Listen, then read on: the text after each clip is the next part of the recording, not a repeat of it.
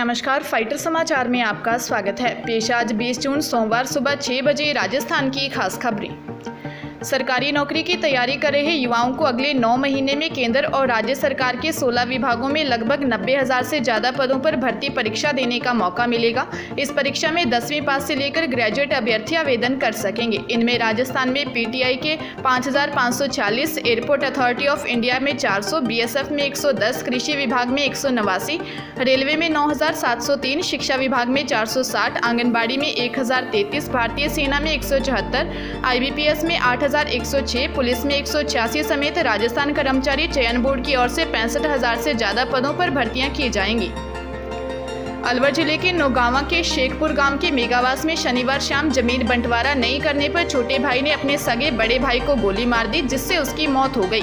इसके बाद हत्या का आरोपी भाई मौके से फरार हो गया। थानाधिकारी सुनील टाक ने बताया कि सुखराम उर्फ सुगन गुर्जर ने पिस्टल से सगे बड़े भाई 35 वर्षीय कुंवर सिंह गुर्जर की हत्या कर दी। पुलिस ने शव को नौगांवा सीएचसी की मोर्चरी में रखवाया है।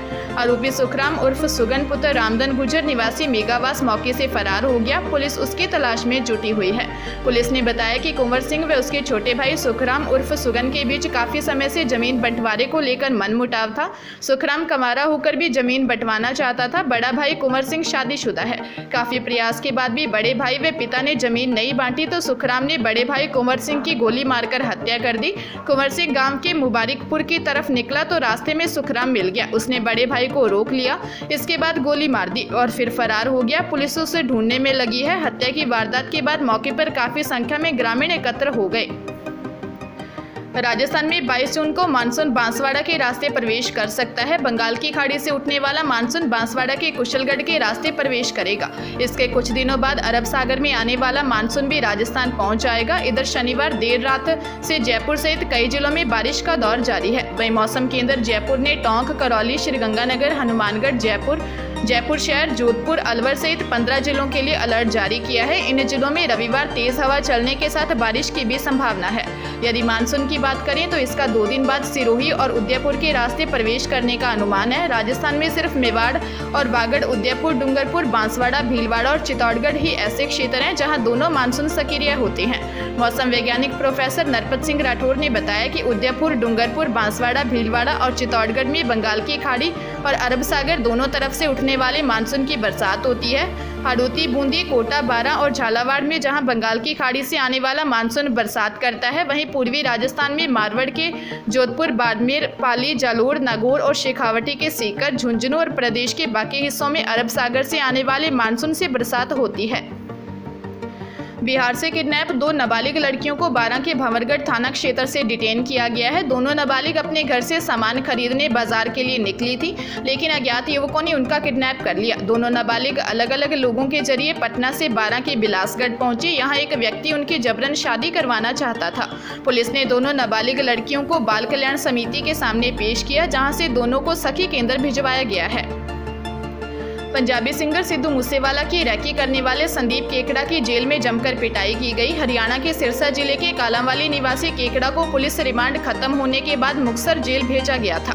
यहाँ पहले से बंद बम्बीहा गैंग के केकड़ा को पीटा गया। इसके बाद चलते ही जेल अफसरों ने तुरंत केकड़ा को गोइंदवाल साहिब की जेल में शिफ्ट कर दिया। बम्बीहा गैंग ने सोशल मीडिया पोस्ट के जरिए केकड़ा को पीटने की जिम्मेदारी ली है। हालांकि जेल प्रशासन का कहना है कि 2 पक्षों के बीच बहस हुई थी। झगड़े के तुरंत टाल दिया गया।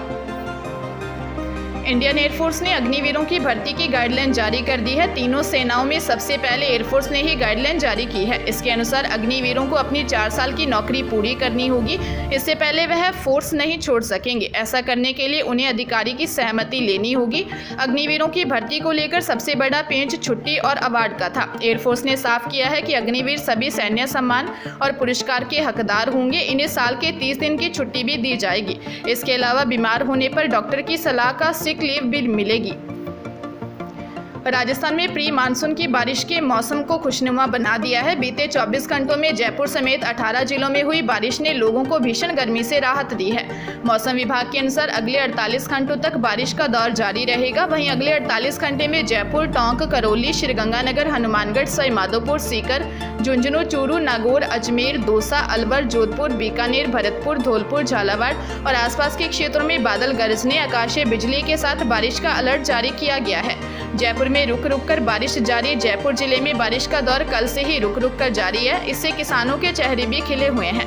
लंबे समय से जारी गर्मी और उमस से आम लोगों को राहत मिली है। जयपुर में अधिकतम तापमान 37.2 डिग्री सेल्सियस और न्यूनतम तापमान 22 डिग्री सेल्सियस रहा है। जयपुर में तापमान में 3 डिग्री की गिरावट दर्ज की गई है। कोटा में दादाबाड़ी फ्लाईओवर पर देर शाम को एक सड़क हादसे में 2 युवकों की दर्दनाक मौत हो गई। दोनों एक ही बाइक पर सवार थे। देर रात दोनों के शवों की पहचान की गई। पुलिस ने दोनों के शवों को MBS अस्पताल की मोर्चरी में रखवाया है। रविवार को दोनों के शवों का पोस्टमार्टम करवाया जाएगा। SI मोहनलाल ने बताया कि सूचना मिली कि दादाबाड़ी फ्लाईओवर पर सड़क हादसा हुआ है। जहां पुलिस मौके पर पहुंची तो वहां 2 युवक अचेत हालात में पड़े थे। दोनों को MBS अस्पताल भिजवाया, जहां डॉक्टरों ने दोनों को मृत घोषित कर दिया।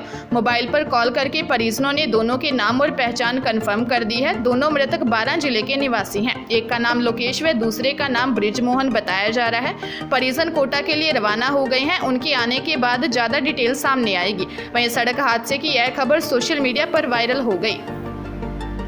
जयपुर में 23 साल की फैशन डिजाइनर युवती से रेप का मामला सामने आया है। शादी का वादा कर कपड़ा शोरूम के मालिक ने 2.5 साल में कई बार रेप किया, फिर दूसरी लड़की से शादी कर ली। पता चलने पर विरोध किया तो जान से मारने की धमकी दी।